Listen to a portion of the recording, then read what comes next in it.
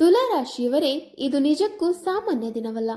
ನಾಳೆ ಜನವರಿ 18ರಂದು ಮೌನಿ ಅಮಾವಾಸ್ಯ ನಿಮ್ಮ ಜೀವನದ ಅಂತರಾಳವನ್ನೇ ನಡುಗಿಸುವಷ್ಟು ಶಕ್ತಿಶಾಲಿ ದಿನವಾಗಿದೆ. ಈ ಅಮಾವಾಸ್ಯೆ ಕೇವಲ ಚಂದ್ರನ ಅಸ್ತಮನೆಯ ಸಂಕೇತವಲ್ಲ. ನಿಮ್ಮ ಜೀವನದಲ್ಲಿ ಅಡಗಿ ಹೋಗಿರುವ ದುಃಖ, ದಾರಿದ್ರ್ಯ, ಸಾಲದ ಬಂಧನ, ಮನಸ್ಸಿನ ಅಶಾಂತಿ ಮತ್ತು ನಿರಂತರ ಅಡೆತಡೆಗಳು ಒಂದೇ ಕ್ಷಣದಲ್ಲಿ ಕರಗಲು ಆರಂಭಿಸುವ ದೈವಿಕ ಸಂಧಿಕಾಲವಾಗಿದೆ.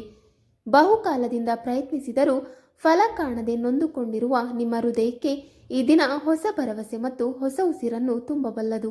ಆದರೆ ಈ ದೈವಿಕ ಕೃಪೆ ಸ್ವಯಂಚಾಲಿತವಾಗಿ ದೊರೆಯುವುದಿಲ್ಲ.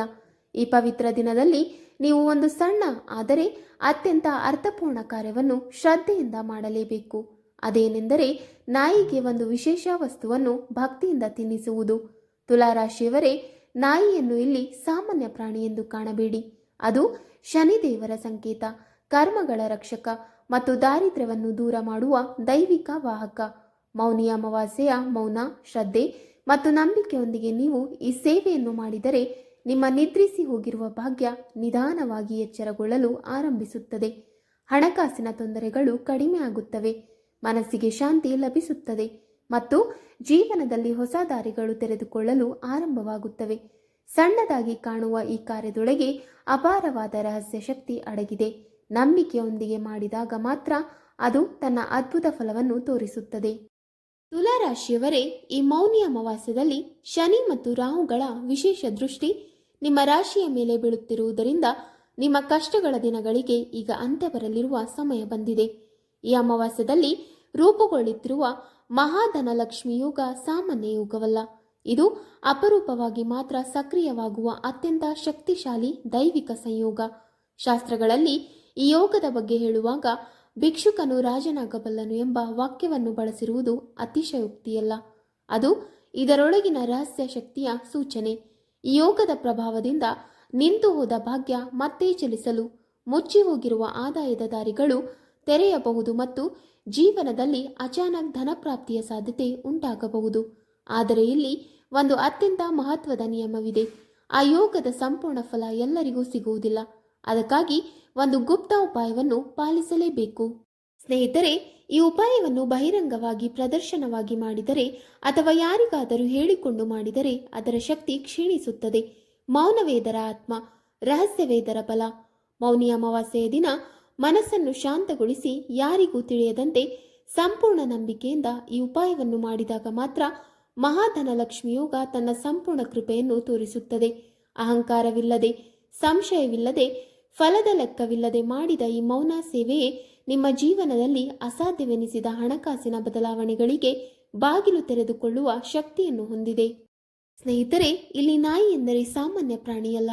ನಾಯಿ ಭೈರವನಾಥನ ವಾಹನ, ಶನಿದೇವರ ಅತಿಪ್ರಿಯ ಜೀವ. ಶನಿದೋಷ, ರಾಹುಕೇತುಗಳ ಕಾಟ, ದೃಷ್ಟಿದೋಷ, ತಂತ್ರಬಾಧೆ ಇವೆಲ್ಲವನ್ನು ನಿವಾರಿಸುವ ಶಕ್ತಿ ನಾಯಿಗೆ ಆಹಾರ ನೀಡುವ ಸೇವೆಯಲ್ಲಿ ಅಡಗಿದೆ.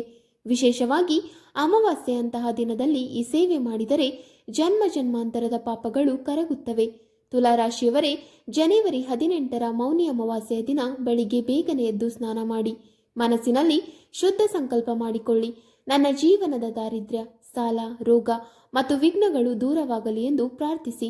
ನಂತರ ನಿಮ್ಮ ಕೈಯಿಂದ ತಯಾರಿಸಿದ ಒಂದು ವಸ್ತುವನ್ನು ನಾಯಿಗೆ ತಿನ್ನಿಸಬೇಕು. ಇದರಲ್ಲಿ ನಿಮ್ಮ ಶ್ರದ್ಧೆಯೇ ಮುಖ್ಯ. ತುಲಾರಾಶಿಯವರೇ, ಮೌನಿ ಅಮಾವಾಸ್ಯೆಯ ದಿನ ನಾಯಿಗೆ ತಿನ್ನಿಸುವ ಆ ವಸ್ತು ಏನು ಗೊತ್ತಾ? ಅದು ತುಂಬ ಸರಳವಾಗಿ ಕಾಣುವ ಸಾದಾ ರೊಟ್ಟಿ. ಆದರೆ ಅದರೊಳಗೆ ಶಕ್ತಿ ಸಾಮಾನ್ಯವಲ್ಲ. ಖಾಲಿ ರೊಟ್ಟಿಯಲ್ಲ.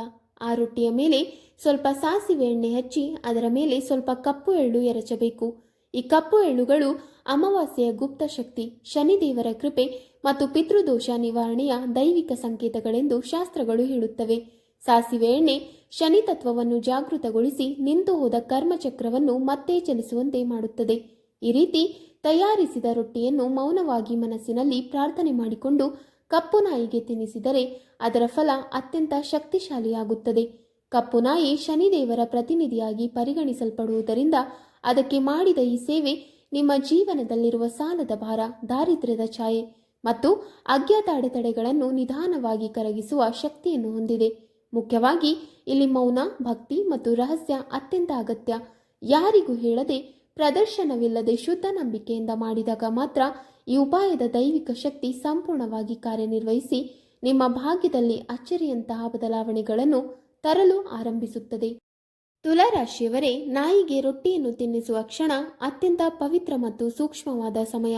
ಆ ವೇಳೆ ಯಾರೊಂದಿಗೂ ಮಾತನಾಡಬಾರದು, ಫೋನ್ ಬಳಸಬಾರದು. ಸುತ್ತಮುತ್ತಲಿನ ಜಗತ್ತಿನಿಂದ ಮನಸ್ಸನ್ನು ಸಂಪೂರ್ಣವಾಗಿ ದೂರವಿಡಬೇಕು. ಮೌನವಾಗಿರುವುದು ಇಲ್ಲಿ ಕೇವಲ ಒಂದು ನಿಯಮವಲ್ಲ, ಅದೇ ಈ ಉಪಾಯದ ಆತ್ಮ. ನಿಮ್ಮ ಹೊರಗಿನ ಮೌನಕ್ಕಿಂತಲೂ ಒಳಗಿನ ಮೌನ ಇನ್ನಷ್ಟು ಮಹತ್ವದ್ದು. ಮನಸ್ಸಿನಲ್ಲಿ ಯಾವುದೇ ಗೊಂದಲ, ಅಸಹನೆ ಅಥವಾ ಸಂಶಯ ಇರಬಾರದು. ಆ ಕ್ಷಣದಲ್ಲಿ ನಿಮ್ಮ ಹೃದಯದಲ್ಲಿ ಕೇವಲ ಒಂದು ಸರಳ ಆದರೆ ಶಕ್ತಿಶಾಲಿ ಪ್ರಾರ್ಥನೆ ಮಾತ್ರ ಇರಲಿ. ನನ್ನ ಜೀವನದಲ್ಲಿ ಸ್ಥಿರತೆ ಬರಲಿ, ಹಣಕಾಸಿನ ಭದ್ರತೆ ದೊರಕಲಿ, ಆರೋಗ್ಯ ಸದೃಢವಾಗಿರಲಿ ಮತ್ತು ಮನಸ್ಸಿಗೆ ಶಾಂತಿ ಲಭಿಸಲಿ. ಸ್ನೇಹಿತರೆ, ಮೌನಿ ಅಮಾವಾಸ್ಯದ ಅತಿದೊಡ್ಡ ಶಕ್ತಿ ಮೌನದಲ್ಲಿದೆ. ಮಾತಿಲ್ಲದ ಪ್ರಾರ್ಥನೆ, ಪ್ರದರ್ಶನವಿಲ್ಲದ ಭಕ್ತಿ ಮತ್ತು ಯಾರಿಗೂ ಗೊತ್ತಾಗದ ಸೇವೆ, ಇವುಗಳ ಸಂಯೋಗವೇ ನಿಮ್ಮ ಜೀವನದಲ್ಲಿ ಅಡಗಿ ಹೋಗಿರುವ ಭಾಗ್ಯವನ್ನು ನಿಧಾನವಾಗಿ ಎಚ್ಚರಗೊಳಿಸಿ ಒಳಗಿನಿಂದಲೇ ಬದಲಾವಣೆಯನ್ನು ಆರಂಭಿಸುವ ದೈವಿಕ ಶಕ್ತಿಯಾಗಿ ಕಾರ್ಯನಿರ್ವಹಿಸುತ್ತದೆ. ವೀಕ್ಷಕರೇ, ನಿಮಗೆ ಈ ಮಾಹಿತಿ ಇಷ್ಟವಾದಲ್ಲಿ ವಿಡಿಯೋಗೆ ಲೈಕ್ ಮಾಡಿ, ಶೇರ್ ಮಾಡಿ ಹಾಗೂ ಕಮೆಂಟ್ ಮಾಡಿ. ಇಂತಹ ಮುಂದಿನ ವಿಡಿಯೋಸ್ಗಳಿಗಾಗಿ ನಮ್ಮ ಚಾನಲ್ ಅನ್ನು ಸಬ್ಸ್ಕ್ರೈಬ್ ಮಾಡಿ. ಧನ್ಯವಾದಗಳು.